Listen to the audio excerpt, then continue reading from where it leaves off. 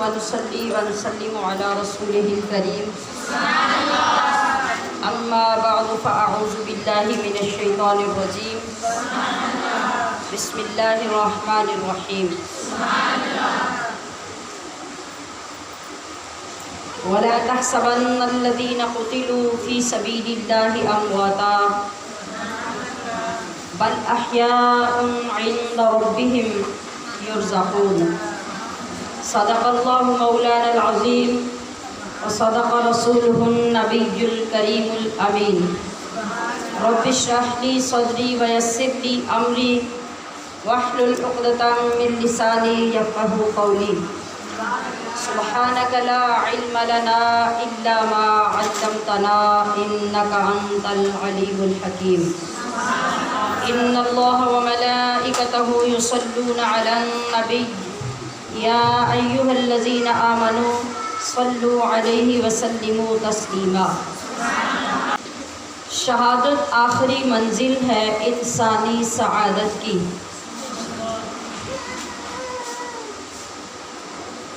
یعنی انسان جو اعلیٰ مقام حاصل کرتا ہے اور سعادتیں حاصل کرتا ہے تو کرتے کرتے جس وقت وہ اللہ کی راہ میں شہادت پا لیتا ہے تو گویا وہ سعادتوں کی آخری منزل تک پہنچ جاتا ہے۔ شہادت آخری منزل ہے انسانی سعادت کی۔ وہ خوش قسمت ہے مل جائے جنہیں دولت شہادت کی۔ وہ خوش قسمت ہیں مل جائے جنہیں دولت شہادت کی۔ اور جب شہادت نصیب ہو جائے تو کیا ملتا ہے؟ شہادت پا کے ہستی زندہ و جاوید ہوتی ہے۔ بظاہر تو انسان قتل ہو جاتا ہے، دنیا سے چلا جاتا ہے، لیکن حقیقت میں وہ ایسی زندگی حاصل کر لیتا ہے جو کبھی ختم نہ ہونے والی ہوتی ہے۔ حضرت سیدنا امام عالی مقام کی شہادت سے اندازہ کر لیجئے، کربلا میں باقی شہید ہونے والوں سے اندازہ کر لیجئے، یہ کتنی صدیاں گزر گئیں، آج بھی ان کا نام، ان کا کام، ان کی شان، ان کا مقام سب زندہ ہے۔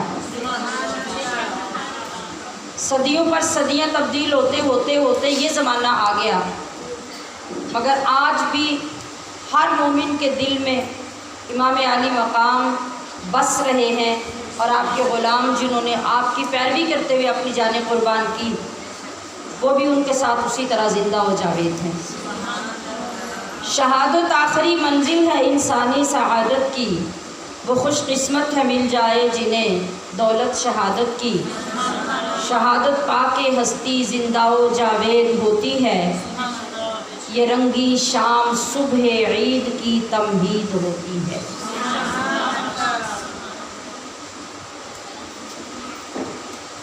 میں نے چوتھے پارے سے آپ کی خدمت میں جو آیہ کریمہ پیش کی اس کا ترجمہ سماعت کیجیے۔ وَلَا تَحْسَبَنَّ الَّذِينَ قُتِلُوا فِي سَبِيلِ اللَّهِ أَمْوَاتًا۔ جو لوگ اللہ کی راہ میں قتل کیے گئے انہیں مردہ گمان بھی مت کرو،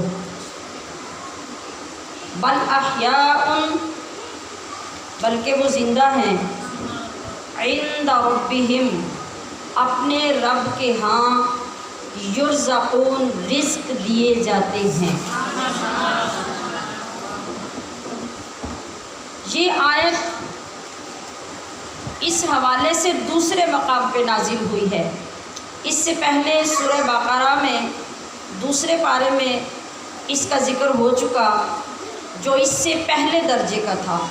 اس میں ارشاد باری ہوا تھا وَلَا تَقُولُوا لِمَن يُقْتَلُ فِي سَبِيلِ اللَّهِ أَمْوَاتٌ بَلْ أَحْيَاءٌ وَلَكِنْ لَا تَشْعُرُونَ۔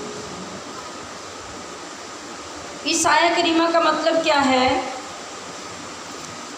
کہ جو لوگ اللہ کی راہ میں مارے جاتے ہیں، قتل کیے جاتے ہیں، ان کو مردہ مت کہو، مردہ مت کہو۔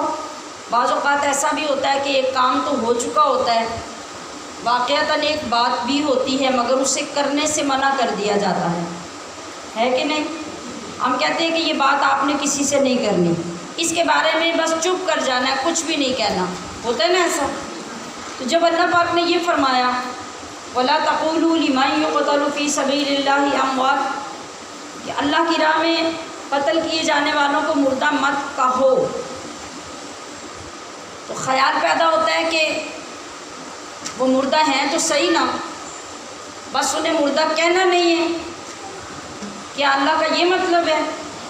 تو جواب آیا بل احیاء، بلکہ وہ ہیں ہی زندہ، صرف کہنے کی حد تک بات نہیں ہے، بلکہ وہ ہیں ہی زندہ۔ زندہ کیسے ہیں؟ ہم نے تو خود دیکھا ان کے جسم کٹے، ہم نے خود دیکھا ان کے خون نکلے، ہم نے خود دیکھا ان کے جسم کے ٹکڑے ہوئے، ہم نے خود دیکھا لوگوں نے ان کو دفنایا، تو پھر بل احیاء، وہ زندہ کیسے ہیں؟ کہا وہ زندہ ہیں لیکن وَلَٰكِن لَا تَشْعُرُونَ، تم اس زندگی کو سمجھ نہیں سکتے، تمہیں اس زندگی کا شعور نہیں ہے۔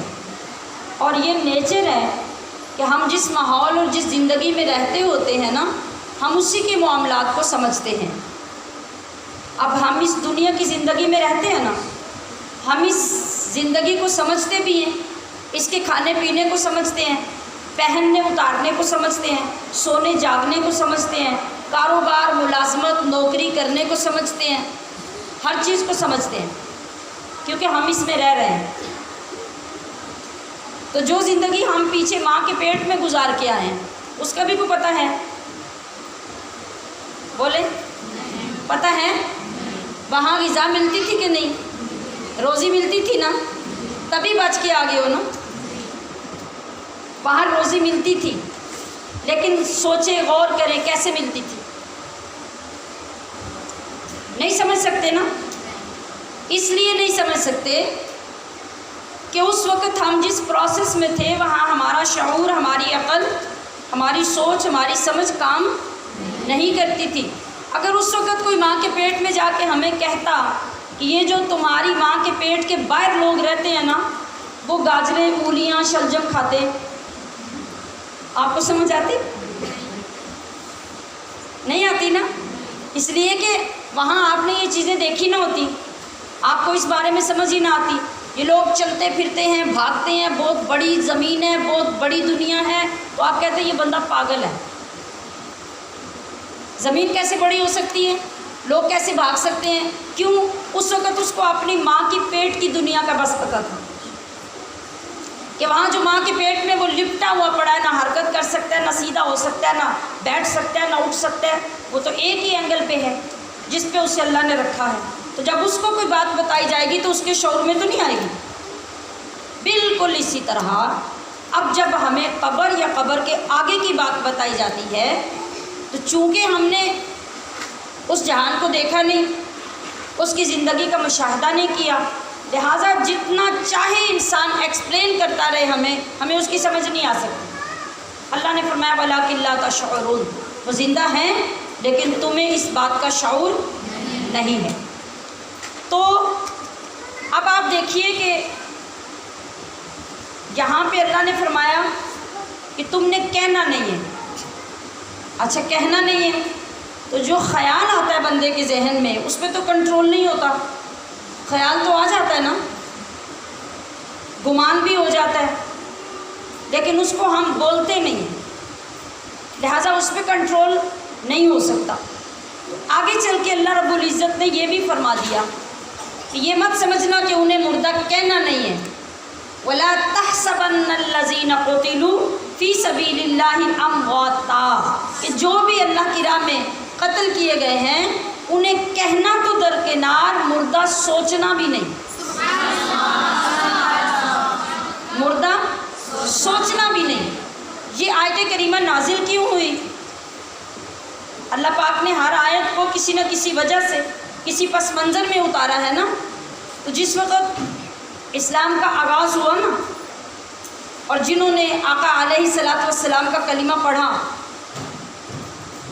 اور پھر اپنی جانیں، اپنی اولادیں، اپنے مال، اپنے گھر، اپنے اسباب، سب کچھ حضور کے نام پہ قربان کرنا شروع کر دیا، تو وہ جو کافر، مشرک اور منافق تھے وہ یہ کہتے تھے کہ نہ یہ لوگ حضور پر ایمان لاتے تو نہ ان کو اپنی جانیں ضائع کرنی پڑتی، نہ یہ قتل ہوتے، نہ ان کے گھر لٹتے، نہ ان کی اولادیں مرتی، نہ یہ خود مرتے، یہ بچے رہتے۔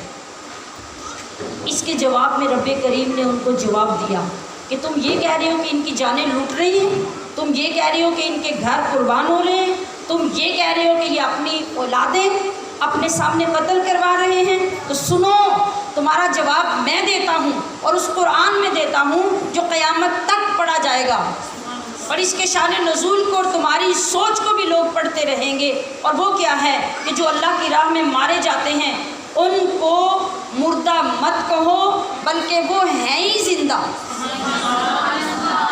مگر زندگی ایسی ہے کہ تمہیں اس کی سمجھ نہیں آ سکتی۔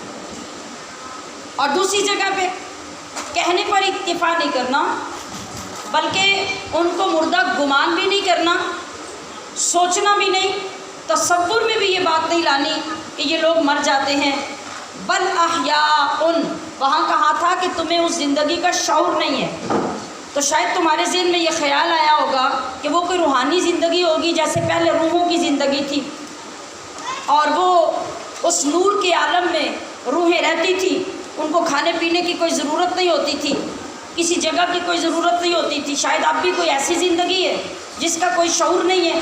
فرمایا سن لو، بل احیاء عند ربہم یرزقون، جس طرح وہ رب تمہیں اس دنیا میں روزی دیتا ہے، رزق دیتا ہے، خوراک دیتا ہے، غذا دیتا ہے، بالکل اسی طرح اب وہ اپنے رب کے پاس جا کر وہ روزی پاتے ہیں، انہیں رزق دیا جاتا ہے، انہیں کھلایا بھی جاتا ہے، پلایا بھی جاتا ہے، اور جو ان کی ضرورت ہے اس کو پورا بھی کیا جاتا ہے۔ یہ شان ہے اللہ کی راہ میں اپنی جان پیش کرنے والے کی۔ آج میں نے آپ کے سامنے شہادت کا معنی اور اس کی کچھ مختصر سی تفصیل پیش کرنی ہے۔ ہم شہادت کی بات کرتے ہیں، شہدائے کربلا کی بات کرتے ہیں، سید الشہداء کی بات کرتے ہیں، اور ہم جب بیان کرتے ہیں تو عقل حیران رہ جاتی ہے کہ شہادت کوئی اتنی لذیذ چیز تھی کہ جس کے لیے اصرار کر کر کے حضور کے غلام اور حضور کی اہل بیت ایک دوسرے سے سبقت لے جا کے آگے بڑھنا چاہتے تھے کہ پہلے میں کٹ جاؤں، پہلے میں شہید ہو جاؤں، دوسرا بچ جائے، وہ پیچھے رہ جائے، مجھے اللہ پہلے اپنے پاس لے جائے۔ آخر اس کے اندر لذت کیا تھی؟ شہادت ہے کیا چیز؟ اس کے لیے وعدہ کس چیز کا ہے جس لیے آقا علیہ الصلوۃ والسلام کے دیوانے اور آپ کے غلام اتنے بے قرار ہو کر آگے بڑھتے تھے؟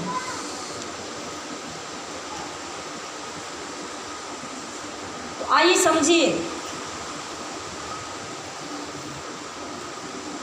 اللہ تبارک و تعالیٰ نے جو مقام سید الشہداء اور آپ کے غلاموں کو شہادت کا عطا فرمایا، اس شہادت کا وہاں معنی کیا تھا اور اس کے علاوہ شہادت کے معنی کیا ہیں؟ ہم کلمہ شہادت پڑھتے ہیں، ٹھیک ہے، اشہد ان لا الہ الا اللہ۔ ہم نے جب لفظ اشہدو کہا تو اس کا معنی کیا ہے؟ اس کا معنی ہے میں گواہی دیتی ہوں۔ ہم نے اشہدو کا کلمہ کہہ کے گواہی دی، تو گواہی اتنی زبان کے ساتھ دینا ناکافی ہوتا ہے۔ دن کے وقت آج جن لوگوں نے دن کا بیان سنا تھا اس میں نے آپ کو ایمان کی صفتیں ریفرنس میں پیش کی تھی کہ جب ہم ایمان کی بات کرتے ہیں یا ایمان کی گواہی کی بات کرتے ہیں تو پھر ہمارا ایمان کتنی چیزوں کے ساتھ جا کے مکمل ہوتا ہے۔ جب تک وہ ساری چیزیں ہمارے ایمان میں شامل نہیں ہوتی ایمان مکمل نہیں ہوتا۔ اسی طریقے سے جو گواہی ہے کسی چیز کی وہ صرف فارمیلٹی کے لیے نہیں ہوتی، صرف رسماً گواہی نہیں ہوتی، بلکہ گواہی وہ ہوتی ہے جس کی صداقت پر آپ کا دل بھی مطمئن ہو، آپ کا ضمیر بھی مطمئن ہو کہ آپ جو کہہ رہے ہیں وہ واقعی سچ کہہ رہے ہیں، آپ کا دل بھی اس کی تصدیق کر رہا ہے، آپ کا ضمیر بھی اس کو مان رہا ہے۔ تو آپ کو پتہ ہے کہ جو لوگ جھوٹی گواہیاں دیتے ہیں ان کا پھر حشر کیا ہوگا، آخرت میں ان کا انجام کیا ہے اور دنیا میں کیا ہے۔ تو شہادت کے لیے ہم سب سے پہلے یہ دیکھیں گے کہ یہ عربی کا لفظ بنا کس سے ہے؟ شاہدہ یشہد شہودن، شاہدہ یشہد شہودن۔ یہ طالبات بتائیں کہ یہ کون سا باب ہوگا؟ شاہدہ یشہد، سمع یسمع، اس کے وزن پر یعنی شاہدہ یشہد شہودن اس کا مادہ ہوگا۔ اس کا اسم فاعل جو ہے گواہی دینے والا، نارملی معنی کے مطابق تو وہ بنے گا شاہدن، اس میں فاعلن کے وزن پہ ہوگا نا شاہدن، اور اس میں مفعول مشہودن مفعولن کے وزن پہ ہوگا، لیکن یہاں لفظ شہید کہا جاتا ہے شہادت پانے والے کو۔ تو اس کے لیے مختلف جو الفاظ استعمال ہوتے ہیں وہ ہیں شہید، شاہد، شہود، مشاہدہ۔ یہ تمام لفظ جو ہیں وہ لفظ شہود سے مشتق ہیں۔ اب جس طرح یہ لفظ مختلف ہیں اسی طرح ان کے معانی بھی مختلف ہیں۔ مثلا شہید کا مطلب ہے حاضر ہونا، اس کا ایک مطلب ہے مدد کرنا، اس کا ایک معنی ہے گواہی دینا، پھر اس کا ایک اور معنی ہے کسی چیز کو پا لینا۔ توجہ سے سنے آپ نے معنی، یعنی شہادت کے کتنے معنی میں نے عرض کیے؟ حاضر ہونا، مدد کرنا، گواہی دینا، کسی چیز کو پا لینا۔ اب ان معانی کے لحاظ سے جو اسلام میں ایک مسلمان یا ایک مومن شہادت حاصل کرتا ہے تو ہم یہ دیکھیں گے کہ اس کی شہادت میں یہ سارے معنی صادق کیسے آتے ہیں، تب جا کے ہمیں سمجھ آئے گی نا کہ شہادت کیا ہے۔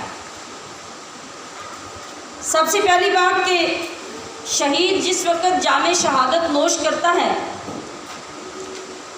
تو اسی وقت شہید ہوتے ہی اس کی روح کو اللہ کے دربار میں حاضر کر دیا جاتا ہے۔ تو یہ حاضر ہونے کا معنی پایا گیا، اس لیے اللہ کی راہ میں اپنی جان قربان کرنے والے کو شہید کہتے ہیں، اس معنی کے اعتبار سے کہ اس کو فوراً رب کے دربار میں حاضر کر دیا جاتا ہے۔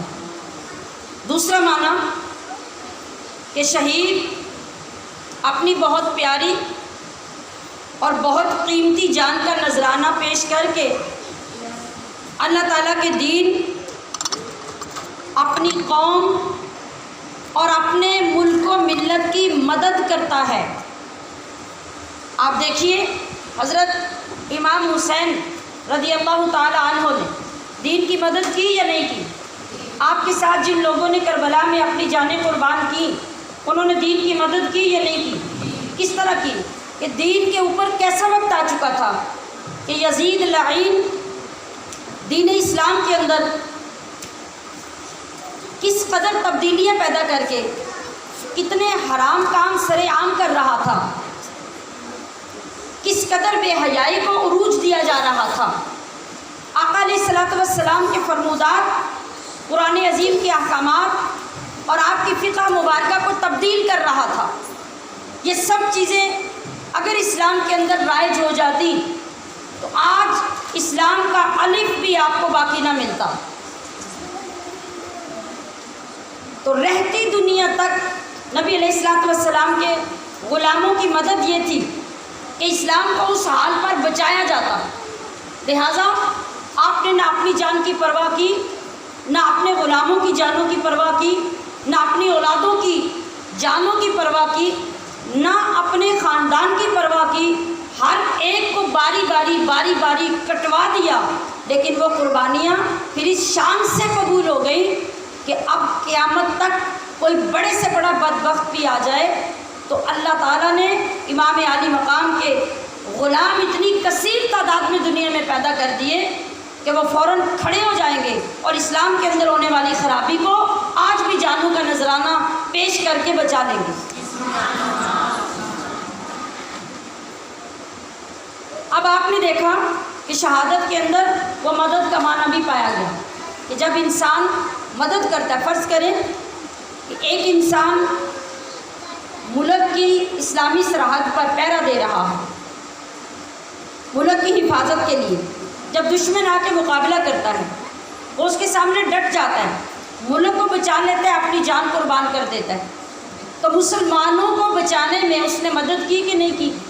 تو شہادت میں مدد کا معنی بھی اس طریقے سے پایا گیا۔ اور تیسرا معنی گواہی دینا کہ شہید اپنی محبوب جان پر کھیل جاتا ہے، جام شہادت نوش کر لیتا ہے، اور اس طریقے سے وہ اللہ تعالیٰ کے دین کے حق ہونے اور اپنے ملک و ملت اور اپنی قوم کی عظیم قدروں کے درست ہونے کی گواہی دیتا ہے، اور یہ گواہی اس کے خون سے ملتی ہے۔ جب اس کا خون بہتا ہے، اس کی جان قربان ہوتی ہے، تو وہ جان جاتے ہوئے یہ گواہی دے جاتی ہے کہ میرے محبوب کا دین سچا ہے، میرے رب کا نام سچا ہے اور دین اسلام سچا ہے، لہٰذا میں نے اس پر آنچ نہیں آنے دی، اس کی میں نے گواہی دے دی، مگر اپنی جان کو میں نے پیش کر دیا۔ اب کون سا معنی رہ گیا؟ کسی چیز کو پا لینا۔ اللہ تعالیٰ نے عالم برزخ کون سا ہوتا ہے؟ قبر میں جانے سے لے کے قیامت تک جو عرصہ بندے کا قبر میں گزرتا ہے اس کو عالم برزخ کہتے ہیں۔ عالم برزخ قیامت کے دن جنت میں اللہ تعالیٰ نے اپنے بندوں کو جو نعمتیں اور جو رحمتیں، جو سعادتیں، جو انعام و اکرام دینے کا وعدہ فرما رکھا ہے، شہادت کی عظیم موت کا دروازہ پار کرتے ہی، یعنی جیسے شہید کی روح نکلتی ہے تو وہ موت کا دروازہ پار کر جاتا ہے، اب اس دروازے کے پار کرتے ہی عملی طور پر پریکٹیکلی وہ شہید اپنی آنکھوں سے وہ سارے انعام، ساری رحمتیں اور سارے اکرام دیکھ لیتا ہے، اور اس طرح وہ اللہ کے وعدوں کو سچا پا لیتا ہے۔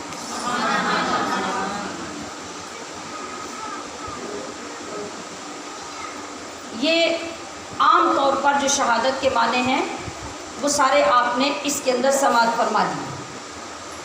اب شہادت کی عظمت کیا ہے، فضیلت کیا ہے؟ اللہ تبارک و تعالیٰ کی نعمتوں میں سے ایک بہت بڑی نعمت اور گراں قدر نعمت کا نام شہادت ہے۔ جن خوش نصیبوں کو یہ لازوال اور انمول نعمت نصیب ہوتی ہے ان لوگوں کو شہید کہتے ہیں۔ جن کو شہادت کی دولت نصیب ہوتی ہے ان کو کیا کہتے ہیں؟ شہید کہتے ہیں۔ اور ان شہیدوں کی فضیلت پھر کیا ہے؟ وہ جو ابھی میں نے آغاز میں 2 آیتیں آپ کو سنائی کہ وہ ڈائریکٹ پھر اللہ کے ہاں اس طرح رہتے ہیں کہ انہیں جاویدانی حیات، کبھی نہ ختم ہونے والی زندگی عطا کی جاتی ہے، اللہ کی میزبانی میں ہوتے ہیں، اللہ انہیں اپنی بارگاہ سے رزق بھی عطا کرتا ہے، اور جیسا وہ چاہتے ہیں ویسے ان کو اپنی بارگاہ میں رکھتا ہے۔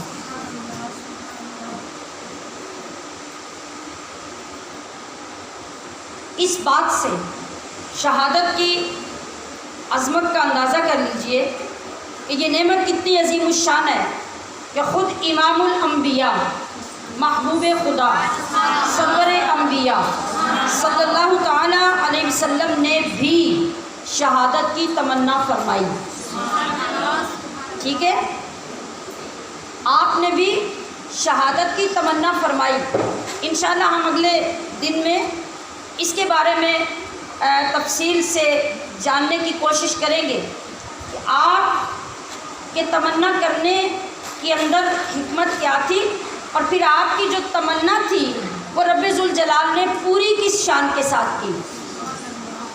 حضور صلی اللہ علیہ وسلم کا وصال بخار کی حالت میں ہوا نا، آپ کو بخار تھا اور بخار کی حالت میں آپ کا وصال ہوا، مگر آپ کی دلی تمنا یہ تھی کہ مجھے شہادت عطا کی جائے.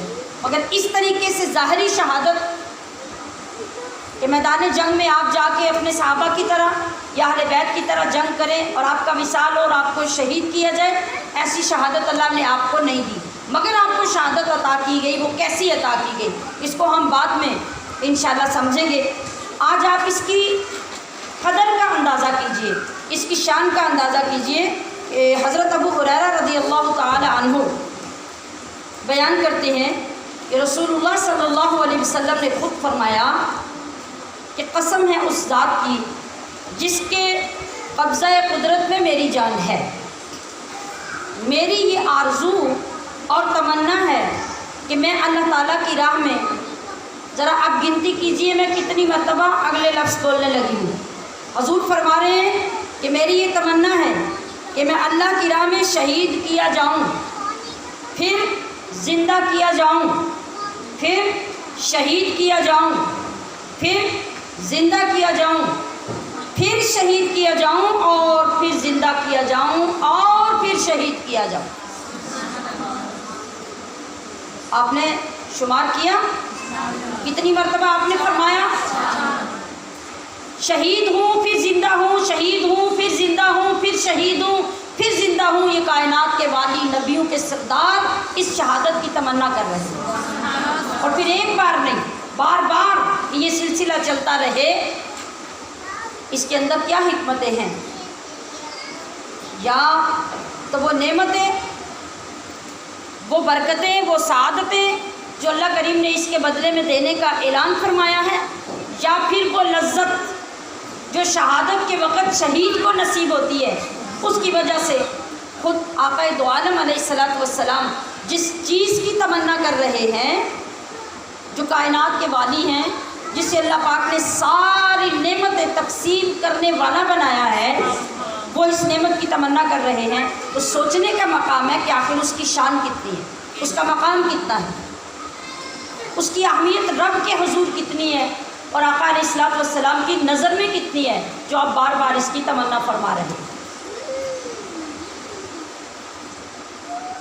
جن لوگوں کو اس کی قدر و قیمت معلوم ہو جاتی ہے، وہ ہمیشہ، آپ نے دیکھا پچھلے دنوں میں حضرت عمر رضی اللہ تعالیٰ عنہ کا ذکر آپ نے سنا، تو میں نے وہاں بھی بیان کیا تھا کہ حضرت عمر فاروق یہ دعا کیا کرتے تھے کہ یا اللہ مجھے شہادت بھی نصیب کرنا اور اپنے نبی کے شہر میں میری قبر بھی بنانا. تو لوگ سوال کیا کرتے تھے کہ یہ کیسے ممکن ہے کہ شہادت بھی ہو اور پھر آپ کی قبر بھی یہاں ہو، یعنی نہ آپ کسی جہاد میں جائیں اور نہ آپ جا کے جنگ لڑیں اور آپ کو شہادت بھی مل جائے.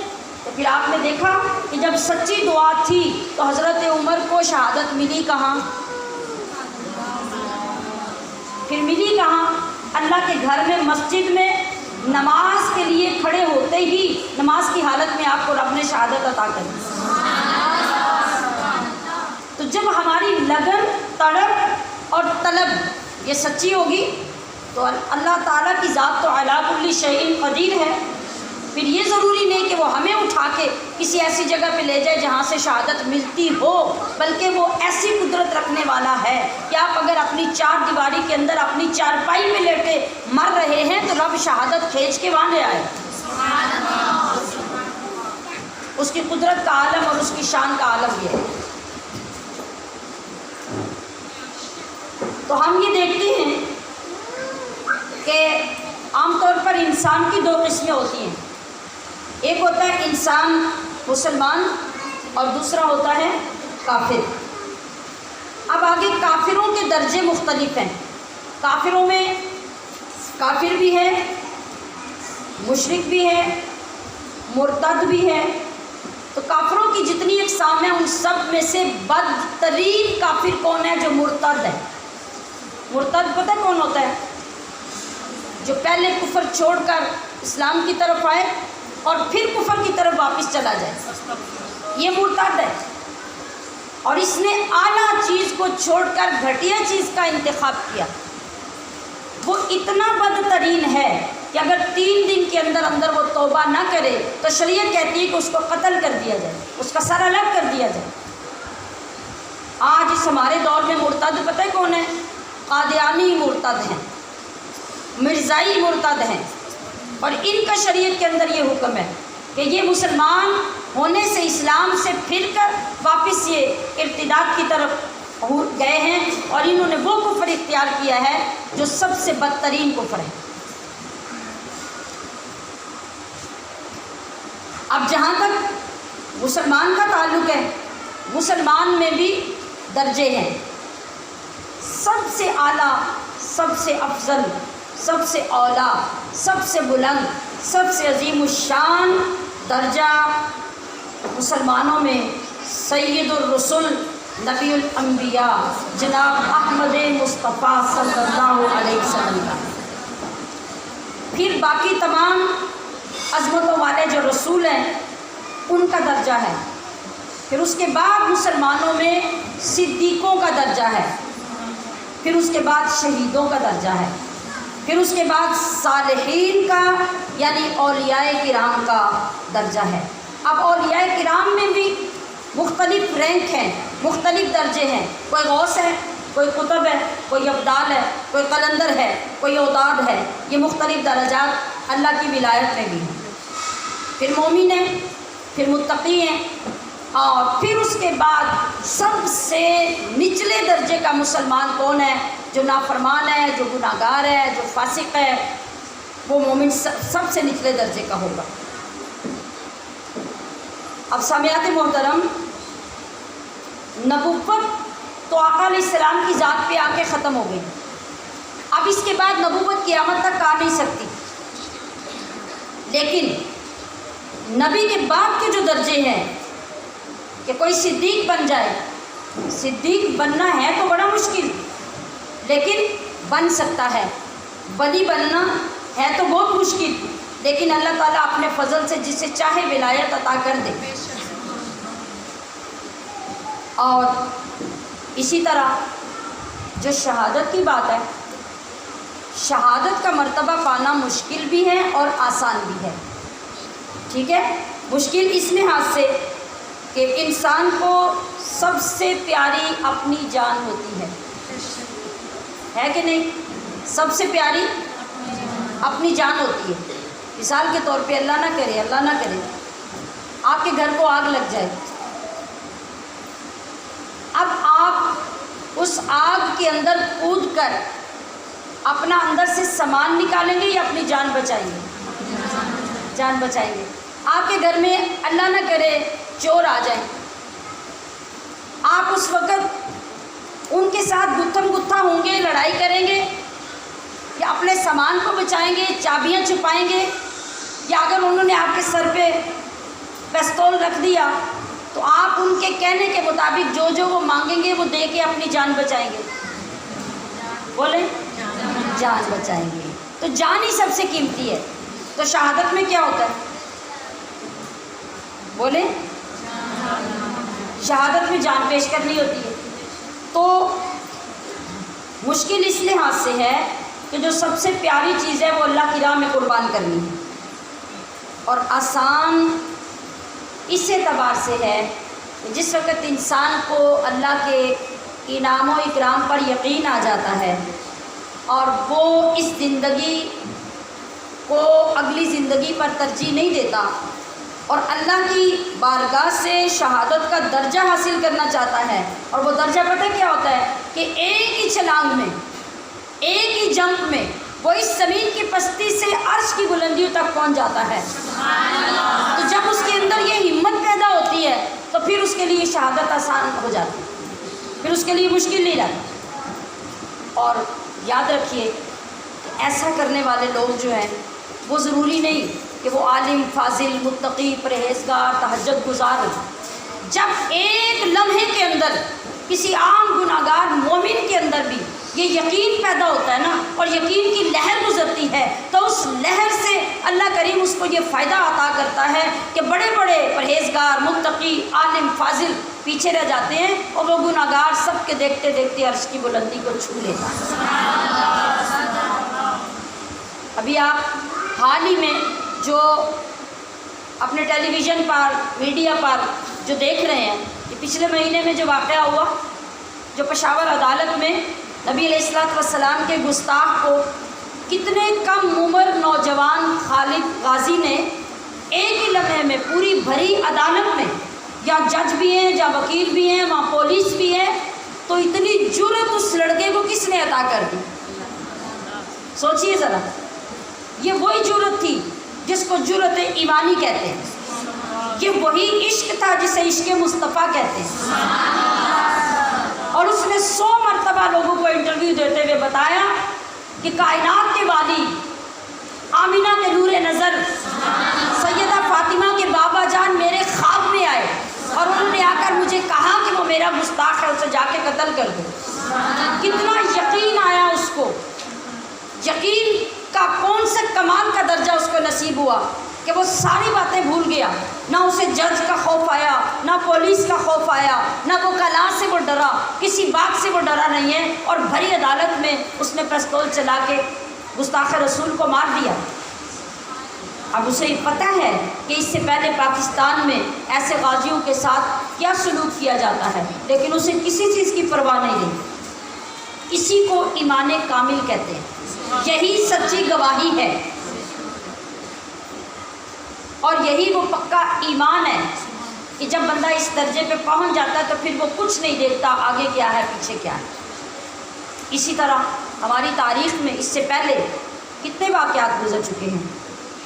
غازی علم دین شہید نے بھی یہی کیا، عامر چیمہ نے بھی یہی کیا، ممتاز قادری نے بھی یہی کیا، اور بہت پیچھے چلتے جائیں تو ہر صدی میں، ہر زمانے میں ایسے نوجوان گزرتے رہے ہیں جنہوں نے ایسے کسی گستاخ کو اس زمین پر برداشت نہیں کیا اور اپنی جان اپنے محبوب کے قدموں میں پیش کر دی۔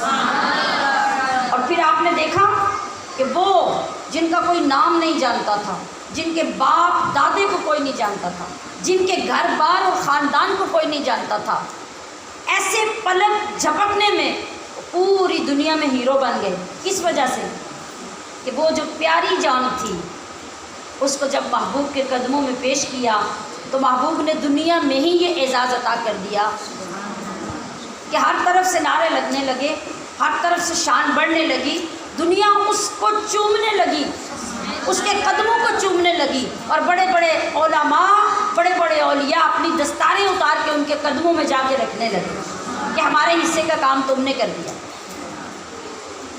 ایک بہت عرصہ پہلے جب ابھی پاکستان بھی نہیں بنا تھا، یہ 1934 کا واقعہ ہے، 1947 میں پاکستان بنا اور 1934 کا واقعہ ہے کہ جب کراچی میں ایک تانگا چلانے والا، کتنے پڑھے لکھے ہوتے ہیں تانگے چلانے والے، ایک تانگا چلانے والا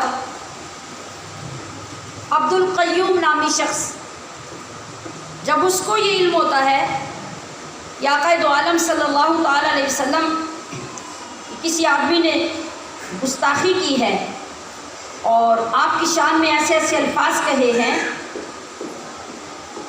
تو تانگا روک کر، گھوڑا کھڑا کر کے وہاں کا وہاں وہ سیدھا پہنچتا ہے اور جا کے خنجر کے ساتھ اس کو قتل کر دیتا ہے۔ اب وہ بندہ جس کو اپنے محلے میں لوگ نہیں جانتے تھے، ایک تانگا چلانے والا صبح اٹھتا ہے، تانگا تیار کرتا ہے، نکلتا ہے اور اندھیری رات میں واپس آ کے گھر سو جاتا ہے، کون جانتا ہے اس کو؟ لیکن ادھر اس نے جیسے ہی خنجر چلایا، جیسے ہی شور مچا کہ حضور کے گستاخ کو قتل کر دیا گیا، اب اس کے جواب میں جب مقدمہ چلا، عبد القیوم نے پھر فرار نہیں کیا، پھر وہ بھاگا نہیں، پھر وہ چھپا نہیں، خنجر سمیت سیدھا جا کے اپنے آپ کو پیش کر دیا۔ بڑے بڑے وکیل آئے ملاقات کرنے کے لیے، کہا کہ تم اپنا بیان بدل دو کہ میں نے قتل نہیں کیا، تو آگے ہمارا کام ہے کہ ہم تمہارا مقدمہ لڑیں گے اور تمہیں رہا کروا دیں گے۔ تو انہیں جواب دیتا تھا کہ ارے اللہ کے بندو، میں نے اپنا بیان بدلنے کے لیے تو یہ کام نہیں کیا، میں نے تو وہ عظیم الشان شہادت حاصل کرنے کے لیے نبی کے غلام، نبی کے گستاخ کو قتل کیا ہے۔ پھر جب وہ قتل کر کے بھی اپنے عشق پر کاربند رہا، اپنی محبت پہ ڈٹا رہا، پھر اس زمانے میں 1934 کی بات بتا رہی ہوں، 1934 میں جب کراچی میں اس شخص کا، عبد القیوم کا، وہ تانگا چلانے والے کا جب جنازہ اٹھا تو 25 لاکھ سے زیادہ لوگوں نے اس شخص کا جنازہ پڑھا۔ ہمارے سارے شاید پورے گاؤں کے اندر 25 لاکھ لوگ مشکل سے آ سکتے ہیں۔ یہ انعام دنیا میں ملا کرتے ہیں۔ میرا عرض کرنے کا یہ مطلب ہے، اور ہر روز میں یہ گزارش کرتی ہوں آپ کی خدمت میں کہ ہمارا ان چیزوں کو سمجھنے کا کیا مطلب ہے۔ شہادتیں صرف مرد حاصل نہیں کرتے، شہادتیں عورتوں کو بھی نصیب ہوتی ہیں، اور ہمارا تو اعزاز یہ ہے کہ تاریخ اسلام کے اندر اگر سب سے پہلی شہادت کسی کو نصیب ہوئی تو وہ عورت تھی۔ حضرت سمیہ جن کو اتنے دردناک طریقے سے قتل کیا گیا، یہ سب سے پہلی وہ عورت تھی جو اسلام کے نام پہ شہید ہوئی تھی۔ اور جیسا کہ میں بتا رہی ہوں کہ شہادت کی آگے کئی اقسام ہیں، صرف ایک تو یہ شہادت ہے نا جو حقیقی شہادت ہے، جو میدان جنگ میں نصیب ہوتی ہے، اس کے علاوہ بھی مختلف علماء نے مختلف انداز سے تفصیلات کے مطابق جو شہادت کی قسمیں لکھی ہیں، بعض مقامات پہ 7 قسمیں لکھی گئیں، بعض جگہوں پہ 32 قسمیں لکھی گئیں، بعض جگہوں پہ 47 قسمیں لکھی گئیں، یعنی یہ ساری شہادت کی قسمیں ہیں۔ ان میں سے جو بھی نصیب ہو جائے گا اس مرتبے کے مطابق آپ کو شہادت کا رتبہ مل جاتا ہے۔ حتیٰ کہ اپنی شریعت پر رشک کیجئے جو رب کریم نے آپ کو عطا کی، کہ اس شریعت کے اندر جو عورت بچہ پیدا کرتے ہوئے پیدائش کے دوران فوت ہو جاتی ہے، رب اس کو بھی شہادت کا رتبہ عطا کرتا ہے۔ جو مرد و عورت جل کر مر جاتے ہیں ان کو بھی رب شہادت کا مقام عطا کرتے ہیں۔ اچانک مکان یا بلڈنگ گرنے سے نیچے کوئی دب کے مر جاتا ہے، رب اس کو بھی شہادت کا درجہ عطا کر دیتا ہے۔ اور پھر دین اسلام کی تعلیم حاصل کرنے کے لیے جو مرد اور عورت اپنے علاقوں سے باہر سفر کرتے ہیں، اور زمانہ طالب علمی کے دوران اگر کوئی طالب علم مر جاتا ہے، اللہ فرماتا ہے وہ بھی شہید ہو گیا۔ جو اپنی دولت اور اپنا مال بچانے کے لیے کسی سے لڑتے ہوئے اپنی جان دے دیتا ہے، رب اس کو بھی شہادت کا درجہ عطا کرتا ہے۔ یہ سارے درجے بھی شہادت کے ہیں۔ تو جس وقت ہم اپنی جان کو بچانے کی بجائے اپنی جان کو ہمیشہ کے لیے دائمی رتبہ اور دائمی مقام دینے کے لیے اپنے آپ کو پیش کر دیں اپنے رب کی رضا کے لیے، اپنے محبوب کی شان کی بلندی کے لیے، تو اس سے بڑی اور خوش نصیبی کسی کی کیا ہو سکتی ہے۔ مجھے بتائیے کہ ہمارے ہر دن رات میں، ہمارے ارد گرد کے ماحول میں، ہمارے گھروں میں، ہمارے محلوں میں کیا لوگ مرتے نہیں ہیں؟ ابھی آج بھی صبح ہم نے ختم کل میں شرکت کی، اور ہر مہینے میں، ہر 15 دن میں، ہر 2 مہینے میں، یہ ایک چھوٹا سا گاؤں ہے، یہاں کوئی نہ کوئی فوتگی ہوتی رہتی ہے۔ اور اپنے پیچھے دیکھیں کتنے لوگ ہیں جن کے ماں باپ نہیں ہیں، کتنے لوگ ہیں جن کے دادا دادی نانا نانی نہیں ہیں، کتنے لوگ ہیں جن کی اور عزیز و اقارب نہیں ہیں۔ چھوٹی سی عمروں میں لوگ یتیم ہو جاتے ہیں، ماؤں کے بغیر ساری زندگی گزر جاتی ہے۔ تو موت تو آنی ہی آنی ہے نا،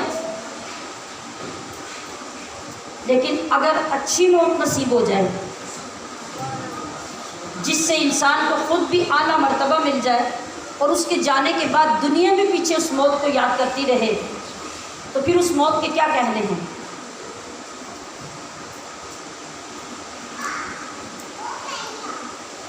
تو میری بہنوں، اللہ تعالیٰ نے جو یہ دولت ہمیں عطا فرمائی، اس کی سمجھ امام حسین رضی اللہ تعالیٰ عنہ سے زیادہ کس کو آ سکتی تھی؟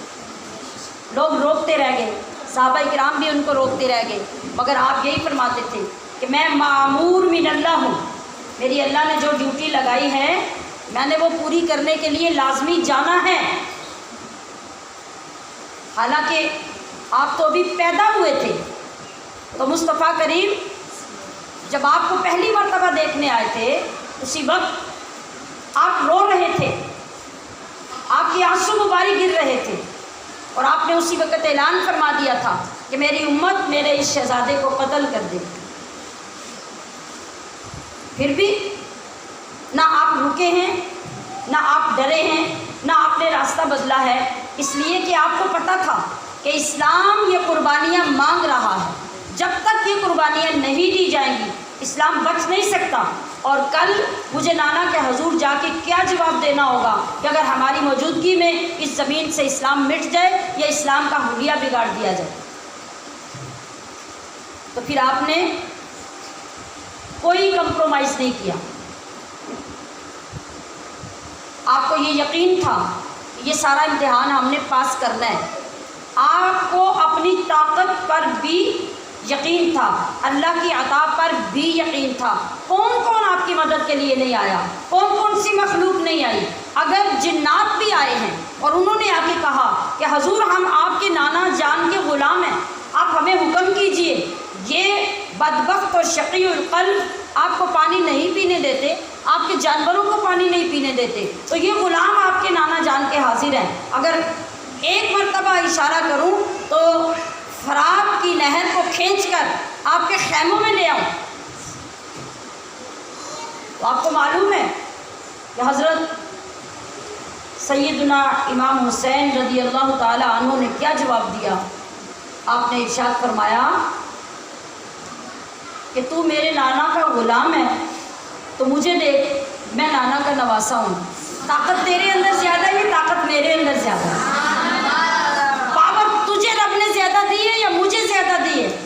تو فرات کی بات کرتا ہے، یہ جو یہ سامنے بہ رہی ہے کہ تو اس کو کھینچ کر خیموں میں لانا چاہتا ہے، ذرا میری طرف دیکھ، اگر یہ حسین نظر اٹھا کر آسمانوں کی طرف دیکھے تو رب حوض کوثر کا منہ میرے خیمے کی طرف کھول سکتا، لیکن نہیں، یہ میرا امتحان ہے، اور کربلا میرے لیے کمرہ امتحان ہے۔ تو جو لائق اور ہونہار طالب علم ہوتے ہیں وہ کبھی کمرہ امتحان سے بھاگا نہیں کرتے، امتحان دے کر نکلا کرتے ہیں۔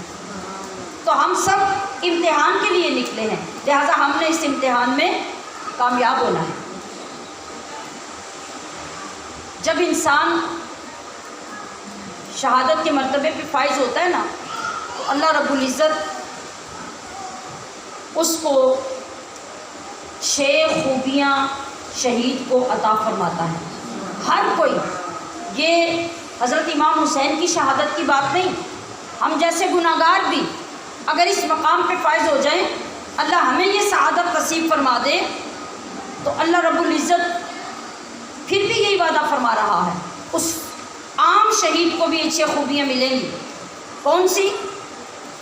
پہلی خوبی یہ کہ جس وقت کسی شہید کو گولی لگتی ہے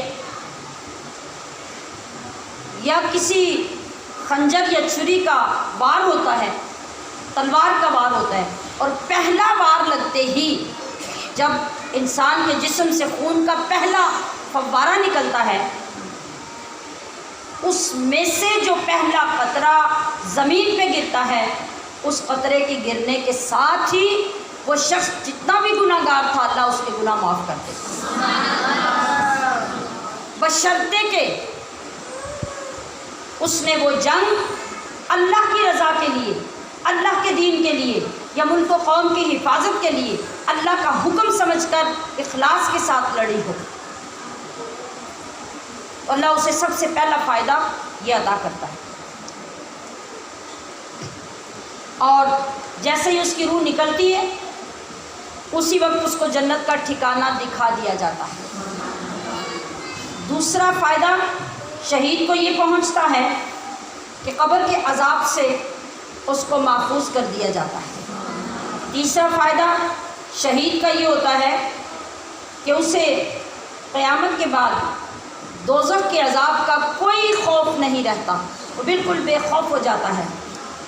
چوتھا فائدہ یہ کہ اس کے سر پر عزت اور وقار کا ایسا تاج رکھا جاتا ہے جس کا بیش بہا یاقوت دنیا اور دنیا کی تمام چیزوں سے بہتر ہوتا ہے جو یاقوت اس کے تاج کے اندر لگا ہوتا ہے۔ کتنی باتیں عرض کی میں نے؟ 4۔ پانچواں فائدہ یہ ہوتا ہے کہ جنت میں اس کے نکاح میں بڑی بڑی آنکھوں والی خوبصورت 72 حوریں دی جاتی ہیں، 72 حوروں سے جنت میں اس کا نکاح کیا جاتا ہے۔ اور چھٹا فائدہ، جب قیامت آئے گی اور لوگوں کو جنت اور دوزخ میں بھیجنے کا اعلان ہوگا تو اس شہید کے جو عزیز رشتہ دار، قرابت دار، خاندان والے لوگ ہوں گے، اللہ تبارک و تعالیٰ فرمائے گا کہ اس وقت تیرے پاس اتھارٹی ہے کہ تو اپنے قرابت داروں، رشتہ داروں میں سے 70 آدمیوں کا انتخاب کر لے، 70 لوگوں کے حق میں تیری شفاعت قبول کی جائے گی، انہیں جنت میں بھیج دیا جائے گا۔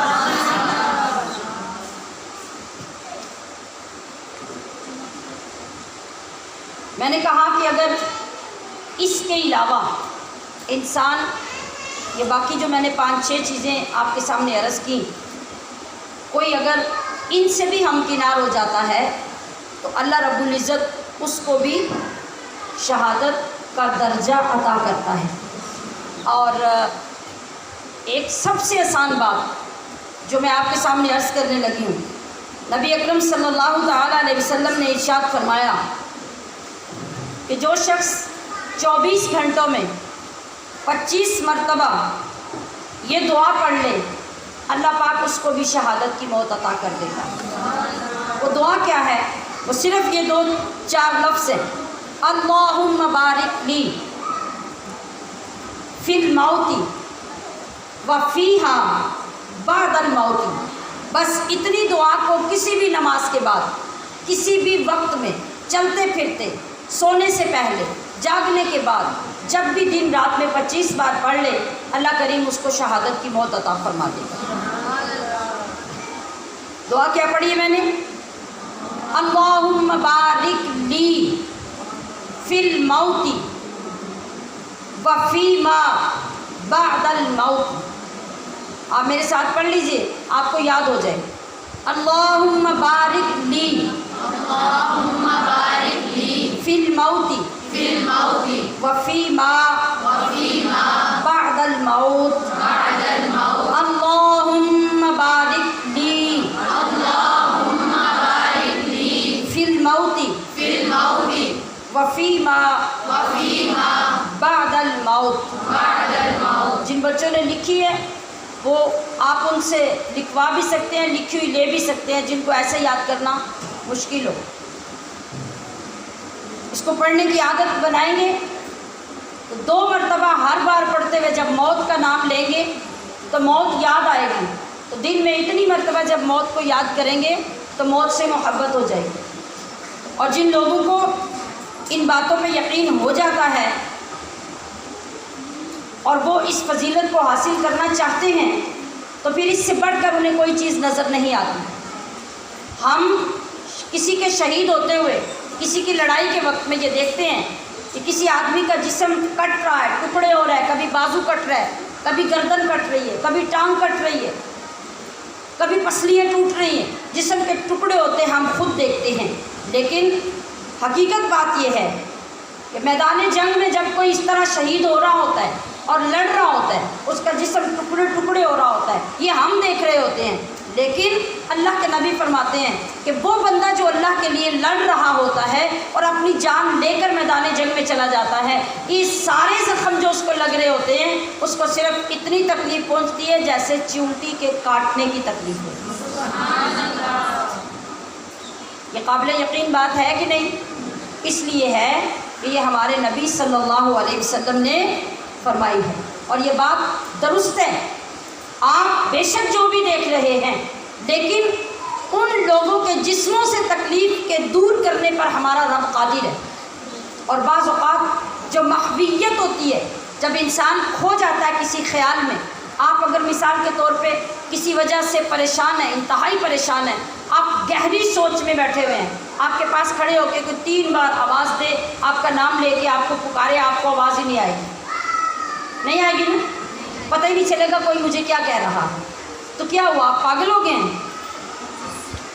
بولیے نہیں، آپ محو اتنے ہیں اپنی سوچ میں، اپنی پریشانی میں، اپنی ایک کیفیت میں کہ آپ کو پتہ ہی نہیں کوئی آپ کو بلا رہا ہے، کوئی آپ کا نام لے رہا ہے، کوئی آپ کو مخاطب کر رہا ہے۔ تو یہ چھوٹی چھوٹی باتوں میں محو ہو کر ہمارا یہ حال ہو جاتا ہے۔ تو جو محبت خدا میں محو ہو جائے، جس کو اتنی سچی رب کی محبت مل جائے، اور وہاں صرف محبت نہیں ہوتی، اللہ کے نبی نے ارشاد فرمایا جب تلواروں سے، تیروں سے، بھالوں سے یا گولیوں سے وار کیے جاتے ہیں، اور جس وقت چھلنی ہو جاتا ہے شہید ہونے والے کا جسم، اور اب وہ موت کے قریب ہو جاتا ہے، تو ادھر جو کچھ بھی ہو رہا ہوتا ہے اس کے آگے سے پردے ہٹا کر رب کا ڈائریکٹ دیدار اس کو عطا کیا جا رہا ہوتا ہے۔ تو سوچیں ذرا، ہمارے سامنے ایک دم سے کوئی بڑی خوبصورت چیز آ جائے نا، حسین و جمیل، اور ہم چل رہے ہوں اور یکدم آنکھوں کے آگے آ جائے، تو ہم اس بے خیالی میں چلتے ہیں کہ آگے نالا بھی ہو تو ہم اس کے اندر جا کے گر جاتے ہیں، ہمیں پتہ ہی نہیں چلتا، اتنا کھو جاتے ہیں ہم۔ جب پروردگار کا دیدار ایک بندے کی آنکھوں کے سامنے لایا جائے اور اس کو چھریاں لگے یا تلواریں لگے یا گولیاں لگے، پھر اس کو کیا پرواہ ہو؟ تو یہی وجہ ہے کہ پھر شہید کو اس سے زیادہ تکلیف محسوس نہیں ہوتی۔ اور اگر یہ مشکل لگ رہی ہو مثال سمجھنا، تو پھر ایک اور مثال سمجھ لیجئے، جب آپ آپریشن کے لیے جاتے ہیں ڈاکٹر کے پاس، تو ڈاکٹر کیا کرتا ہے؟ آپ کا آپریشن کرتے ہوئے کبھی آپ کی وہ ہڈیاں کاٹتا ہے، کبھی آپ کا گوشت کاٹتا ہے، کبھی آپ کی وینز کاٹتا ہے، تو آپ تو مزے سے پڑے ہوتے ہیں۔ کیا خیال ہے جب کسی کی ہڈی ٹوٹ جائے خدا نہ خواستہ، اور جب ہڈیوں کا آپریشن کیا جاتا ہے، تو ہڈی کا آپریشن کرنا آسان کام ہے؟ اس کو جوڑنا، اس کو کاٹنا، اس کو سیدھا کرنا، یا اس کے اندر راڈ ڈالنا، یا اس کے اندر سوراخ کرنا۔ تو کبھی ایسا ہوا ہے کہ کسی کا آپریشن ہو رہا ہو اور وہ اچھل کے کمرے سے باہر آ جائے درد کی تکلیف سے؟ وہاں کس وجہ سے آپ کو تکلیف محسوس نہیں ہو رہی ہے؟ وہاں آپ کو انجیکشن دیا جاتا ہے، آپ کی باڈی کو سن کر دیا جاتا ہے، اور اس سن ہونے میں اتنا اثر ہے کہ آپ کا جسم کٹ رہا ہے، جڑ رہا ہے، آپ کے جسم کے اندر آرٹیفیشل پارٹس بھی ڈالے جا رہے ہیں، پھر ان کو سیا جا رہا ہے، آپ کو کوئی تکلیف محسوس نہیں ہو رہی۔ اس سن کر لینے کے اندر اتنی تاثیر ہے۔ تو جو نور حقیقی، جو عشق حقیقی، جو حسن حقیقی ہے، جب وہ آنکھ کے آگے آ جائے تو پھر انسان کو تکلیف کس چیز کی محسوس ہو؟ لیکن اس مقام تک پہنچنا، اپنے آپ کو اس کامل یقین کا حامل بنانا، اصل میں یہ بات مشکل ہے، اصل میں یہ بات مشکل ہے۔ اللہ کرے کہ ہمارے اندر ایمان کی وہ دولت آ جائے جس سے ہمیں یہ کیفیت نصیب ہو جائے کہ ہمیں کٹنا پڑے تو کٹ جائیں، قربان ہونا پڑے تو ہو جائیں، مال قربان کرنا پڑے تو کر لیں، لیکن اللہ کی محبت میں ہمارے اندر کمی نہ آئے، تو پھر ان محبوب ہستیوں کے نقش قدم پہ ہم چل کر اس راہ کے راہی بن سکتے ہیں، پھر ہمیں کامل ایمان نصیب ہو سکتا ہے۔ اور مطلوب ہی ایسا کامل ایمان ہوتا ہے جس وقت آپ ایک فانی چیز اللہ کے حضور میں اس کی محبت میں پیش کر دیتے ہیں، تو رب ذوالجلال کیا کرتا ہے؟ پھر اس کے بدلے میں آپ کو باقی چیز عطا کرتا ہے جو کبھی ختم ہونے والی نہیں، اور اس حسن کے سامنے اس ساری کائنات کا حسن ایک ذرے کی حیثیت نہیں رکھتا جو حسن رب آپ کو عطا کرتا ہے۔ ملک شام میں 3 سگے بھائی تھے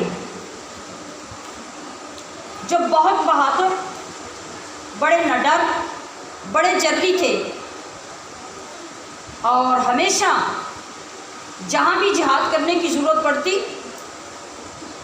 وہ اپنے آپ کو جا کے پیش کر دیتے اور جہاد لڑتے۔ جب رومیوں کے عیسائیوں کے خلاف جب جنگ لڑی جا رہی تھی تو ان رومیوں نے ان تینوں بھائیوں کو جنگ میں گرفتار کر لیا. چونکہ بڑے مشہور و معروف بڑے بہادر ترین تینوں نوجوان تھے, انہیں گرفتار کر لیا. اب وہ رومی ان کو ضائع نہیں کرنا چاہتے تھے اور چھوڑنا بھی نہیں چاہتے تھے. وہ لالچ دے کر انہیں اپنے مذہب میں داخل کرنا چاہتے تھے تاکہ یہ لوگ ہمارے کام آئیں, ہماری فوج میں شامل ہو جائیں. ان کو اسپیشلی تینوں بھائیوں کو عیسائی بادشاہ کے سامنے پیش کیا گیا. اس نے کہا کہ تم مذہب چھوڑ دو, عیسائی بن جاؤ, تو تمہیں وہ نعمت عطا کروں گا جس کے لیے دنیا ترستی ہے, اور وہ کیا کہ اپنی تینوں شہزادیوں کے ساتھ تمہارے نکاح کر دوں گا, تم بادشاہ کے داماد بن جاؤ. ان تینوں نے بیک زبان ایک ہی بات کہی کہ ہرگز یہ نہیں ہو سکتا, یہ نہیں ہو سکتا. بار بار جب یہ جملہ دہرایا نا تو بادشاہ نے اپنا حربہ استعمال کیا. اس نے کہا کہ 3 دیگیں لاؤ, 3 دیگوں کے اندر زیتون کا تیل ڈالو, اور اس تیل کو تینوں دیگوں کو چولہے کے اوپر رکھ کے اس تیل کو ابالو. جب تیل ابل جائے تو باری باری ان بھائیوں کو دیگ کے اندر ابلتے تیل میں ڈالو. پہلے ایک کو ڈالو کہ دونوں دوسرے اس کا انجام دیکھ سکیں, پھر دوسرے کو ڈالو اگر جب یہ نہ مانے, اور جب دوسرا بھی نہ مانے پھر تیسرے کو ڈالو. اب اسی طرح کیا گیا. جب تیل لایا گیا, دیگیں چڑھا دی گئی, ایک دفعہ پھر وارن کیا گیا کہ ابھی وقت ہے, سوچ لو. انہوں نے جواب پتہ ہے کیا دیا؟ غلامان محمد جان دینے سے نہیں ڈرتے, غلامان محمد جان دینے سے نہیں ڈرتے, یہ سر کٹ جائے یا رہ جائے کچھ پرواہ نہیں کرتے. تم نے کیا سوچا کہ تمہاری اس سزا کی وجہ سے ہم ڈر جائیں گے اور ہم اپنا کلمہ اپنے نبی کا چھوڑ کے عیسائی ہو جائیں گے؟ یہ بالکل نہیں ہو سکتا. آخر پہلے بھائی کو اس کھولتے ہوئے تیل کے اندر ڈال دیا گیا. آپ سوچئے, ایک لمحے کے لیے سوچئے, تیل بھی زیتون کا اور دیگ کے اندر جو ابل رہا ہو, جب اس کے اندر ڈالا گیا تو لوگوں کی نظروں کے سامنے اس نوجوان کا گوشت ہڈیوں سے جدا ہو کر تیل کے اندر مکس ہو گیا. ہڈیاں الگ ہو گئیں, گوشت الگ ہو گیا. اب دوسرے کو کہا گیا اس کے بعد, مگر وہ پھر بھی نہیں مانا. جب دونوں بھائی اس حالت کو پہنچ گئے تو جو تیسرا چھوٹا تھا نا, بادشاہ نے کہا کہ اس کو ابھی روک دو, اس کی ابھرتی جوانی کو دیکھ کر مجھے ترس آتا ہے, شاید یہ کسی اور طریقے سے مان جائے, اسے ہمارے سپرد کر دو. بادشاہ کے سپرد کر دیا گیا. بادشاہ کے کہنے پر وزیر نے ایک مکان میں اس نوجوان کو بند کر دیا, اور جو بادشاہ کی شہزادیوں میں سب سے زیادہ حسین لڑکی تھی, اس شہزادی کو زرق برق شاندار لباس پہنا کے خوشبوئیں لگا کر رات کے وقت اس نوجوان کے کمرے میں بھیج دیا گیا. جو سب سے آسان اور سب سے مضبوط طریقہ ہوتا ہے انسان کو گمراہ کرنے کا, اس کا ایمان چھیننے کا, لیکن وہ آج کل کا نوجوان نہیں تھا, وہ مصطفیٰ کریم کے زمانے کا آپ کا غلام, اور اس ماحول میں پلنے والا تھا جہاں نور ہی نور تھا, پاکیزگی ہی پاکیزگی تھی. وہ لڑکی رات کے وقت کمرے میں داخل ہوئی. ساری رات وہ نوجوان مصلی پہ نفل پڑھتا رہا. اس نے ایک مرتبہ نظر اٹھا کر اس شہزادی کو دیکھا تک نہیں. رات گزر گئی. لڑکی کے لیے یہ بڑا عجیب منظر تھا کہ ہم وہ شہزادیاں جن کی ایک جھلک دیکھنے کو دنیا ترستی ہے, اور میں تنہائی میں مکمل بن ٹھن کر اعلیٰ ترین لباس پہن کے اس کے کمرے میں موجود ہوں. یہ کیسا پتھر اور لوہے کا بنا ہوا شخص ہے کہ اس نے ایک مرتبہ میری طرف نظر اٹھا کے دیکھا تک نہیں. صبح کے وقت وہ مایوس ہو کے غصے میں بھری ہوئی ناکام جب واپس بادشاہ کے پاس آئی، اس کو بتایا کہ آج شاید اس کی کوئی عبادت کی رات تھی. اس نے ساری رات تو میری طرف پلٹ کے ایک نظر بھی نہیں اٹھائی.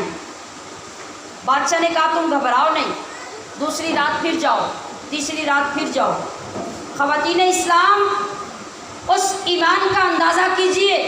اس نوجوان کے پاس اس اکیلے کمرے میں رات کی تنہائی میں خوشبوئیں میں بسی ہوئی شہزادی 40 راتیں آتی رہی، 40 راتیں، اور 40 راتوں میں اس نوجوان نے ایک مرتبہ بھی نظر اٹھا کے اس شہزادی کو نہیں دیکھا.